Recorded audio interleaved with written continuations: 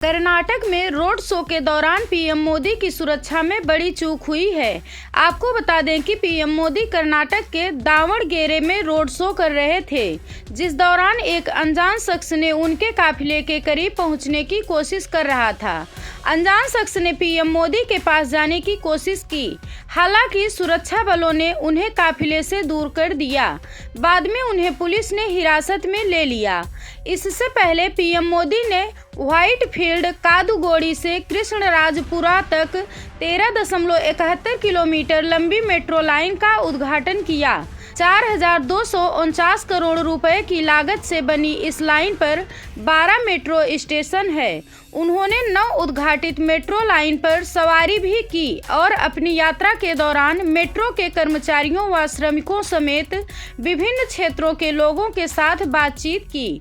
इससे पहले प्रधानमंत्री नरेंद्र मोदी ने श्री मधुसूदन साई चिकित्सा विज्ञान एवं अनुसंधान संस्थान के उद्घाटन के दौरान कहा कि सबके प्रयास से भारत विकसित हो रहा है, सबकी भागीदारी से देश आगे बढ़ रहा है। पीएम मोदी ने कहा कि चिक्काबल्लापुर की भूमि ने लोगों को शिक्षा और स्वास्थ्य प्रदान करके मानवता की सेवा के मिशन को पोषित किया है। ये उपलब्धियां अद्भुत रही हैं। साथ ही आज यहां जिस मेडिकल कॉलेज का उद्घाटन किया जा रहा है, वह इस महान मिशन को और मजबूत करेगा।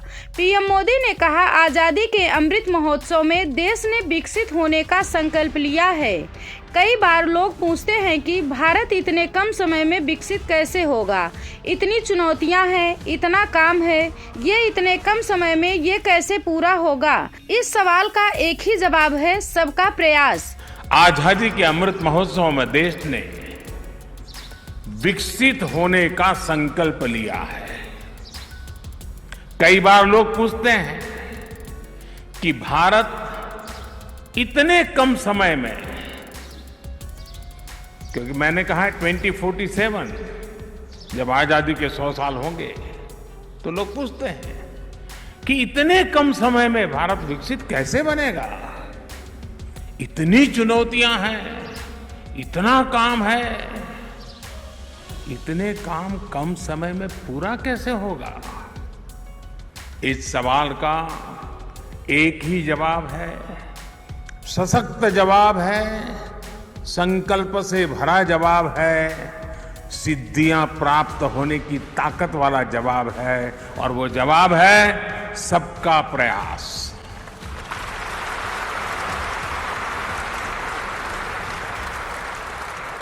हर देशवासी के साझा प्रयासों से ये संभव होकर के ही रहेगा। बीते 9 सालों में भारत में भी स्वास्थ्य सेवाओं को लेकर बहुत ईमानदारी से, बहुत कुशलता से कार्य करने का प्रयास किया गया है।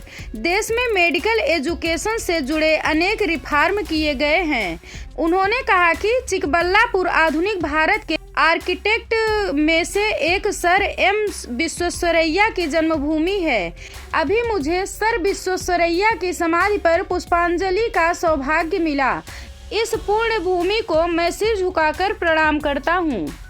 मैं देख रहा था, श्री सत्य साई यूनिवर्सिटी का ध्येय वाक्य है, योगः कर्मसु कौशलम, अर्थात कर्मों में कुशलता ही योग है। बीते 9 वर्षों में भारत में भी स्वास्थ्य सेवाओं को लेकर बहुत ईमानदारी से, बहुत कुशलता से कार्य करने का प्रयास किया गया है। देश में मेडिकल एजुकेशन से जुड़े अनेक रिफॉर्म्स किए गए हैं। इसे सरकार के साथ साथ जो दूसरे संगठन हैं, उनके लिए भी अस्पताल और मेडिकल कॉलेज खोलना अब आसान हो गया है। सरकार हो, प्राइवेट सेक्टर हो, सामाजिक सेक्टर हो, सांस्कृतिक गतिविधि हो, सभी के प्रयासों का परिणाम आज दिख रहा है। साल 2014 में हमारे देश में 380 से भी कम मेडिकल कॉलेज थे, लेस देन 380। आज देश में मेडिकल कॉलेजों की संख्या बढ़कर के 650 से भी अधिक हो गई है। इनमें से 40 मेडिकल कॉलेज एस्पिरेशनल डिस्ट्रिक्ट्स में बने हैं, जो जिले विकास के हर पहलू में पीछे थे, वहां पर मेडिकल कॉलेज बने हैं। साथियों, पिछले 9 वर्षों में देश में मेडिकल सीटों की संख्या लगभग दोगुनी हो चुकी है। आजादी के 75 वर्षों में जितने डॉक्टर देश में बने, उतने डॉक्टर अगले 10 साल में बनने जा रहे हैं। ये जो काम देश में हो रहा है, उसका लाभ कर्नाटका को भी मिल रहा है। कर्नाटका में आज लगभग 70 मेडिकल कॉलेज है। डबल इंजन सरकार के प्रयासों से जो मेडिकल कॉलेज बीते वर्षों में बने हैं, उनमें से एक यहां चिकबल्लापुरा में भी बना है। इस वर्ष की केंद्र सरकार के बजट में तो हमने 150 नर्सिंग संस्थान बनाने की भी घोषणा की है। इससे नर्सिंग के क्षेत्र में भी युवाओं के लिए बहुत अवसर बनने वाले हैं। साथियों, आज जब मैं आपके बीच आया हूं, तो भारत के मेडिकल प्रोफेशन के सामने रही एक चुनौती का भी जिक्र जरूर करना चाहूंगा। इस चुनौती की वजह से गांव के, गरीब के, पिछड़े समाज के युवाओं के लिए डॉक्टर बनना बहुत मुश्किल था। अपने राजनीतिक स्वार्थ के लिए, वोट बैंक के लिए कुछ दलों ने भाषाओं का खेल खेला, लेकिन सही मायने में भाषा को बल देने के लिए जितना होना चाहिए था उतना नहीं हुआ। कन्नड़ा तो इतनी समृद्ध भाषा है, देश का गौरव बढ़ाने वाली भाषा है। कन्नड़ा में भी मेडिकल की, इंजीनियरिंग की, टेक्नोलॉजी की पढ़ाई हो, इसके पहले की सरकारों ने कदम नहीं उठाए।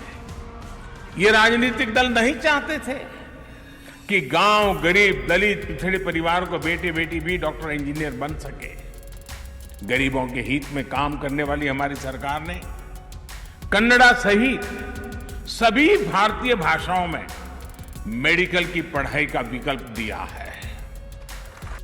साथियों, हम स्वास्थ्य से जुड़ी नीतियों में माताओं बहनों को सर्वोच्च प्राथमिकता दे रहे हैं। जब मां का स्वास्थ्य, मां का पोषण बेहतर होता है, तो पूरी पीढ़ी का स्वास्थ्य सुधरता है। इसलिए चाहे शौचालय बनाने की योजना हो, मुफ्त गैस कनेक्शन की योजना हो, हर घर तक नल से जल पहुंचाने की योजना हो, मुफ्त सैनिटरी पैड्स देने की योजना हो, या पौष्टिक खाने के लिए सीधे बैंक में पैसे भेजना हो, ये सब माताओं बहनों के स्वास्थ्य को ध्यान में रखते हुए किया जा रहा है। विशेषकर ब्रेस्ट कैंसर को लेकर भी भाजपा सरकार सतर्क है। अब गांवों में जो हेल्थ एंड वेलनेस सेंटर खोले जा रहे हैं, वहां पर ऐसी बीमारियों की स्क्रीनिंग का प्रयास हो रहा है। मकसद यही है कि शुरुआती दौर में ही बीमारियों की पहचान की जा सके। इससे माताओं बहनों के जीवन पर बड़े संकट को हम रोकने में सफल हो रहे हैं। मैं बोम्मई जी और उनकी टीम को बधाई दूंगा कि कर्नाटका में भी 9000 से अधिक हेल्थ एंड वेलनेस सेंटर बने हैं। हमारी सरकार बेटियों को ऐसा जीवन देने में जुटी है जिससे वो खुद भी स्वस्थ रहे और आगे जाकर के संतान भी स्वस्थ रहे। भाइयों और बहनों, आज मैं कर्नाटका सरकार की एक और वजह से प्रशंसा करूंगा। बीते वर्षों में भाजपा सरकार ने एएनएम और आशा बहनों को और सशक्त किया है। उन्हें आधुनिक टेक्नोलॉजी वाले गैजेट्स दिए गए हैं, उनका काम आसान बनाया गया है। कर्नाटका में आज लगभग 50,000 आशा और एएनएम कार्यकर्ता हैं, लगभग 1 लाख रजिस्टर्ड नर्सें और दूसरे हेल्थ वर्कर हैं। डबल इंजन सरकार इन सभी साथियों को हर संभव सुविधाएं देने के लिए जीवन आसान बनाने के प्रयासरत है। साथियों, आरोग्य के साथ साथ माताओं, बहनों, बेटियों के आर्थिक सशक्तिकरण पर भी डबल इंजन सरकार का पूरा ध्यान है। ये धरती तो मिल्क और सिल्क की धरती है। ये हमारी सरकार है जिसने पशुपालकों के लिए भी किसान क्रेडिट कार्ड की सुविधा सुनिश्चित की है। पशुओं का स्वास्थ्य ठीक रहे, इसके लिए सबसे बड़ा मुफ्त टीकाकरण अभियान भी हमारी सरकार ने शुरू किया। इस अभियान पर 12,000 करोड़ रुपए खर्च किए जा रहे हैं। डबल इंजन सरकार का यह भी प्रयास है कि डेयरी कोऑपरेटिव्स में महिलाओं की भागीदारी और अधिक बढ़े। गांवों में महिलाओं के जो सेल्फ हेल्प ग्रुप्स हैं, उनको भी सशक्त किया जा रहा है।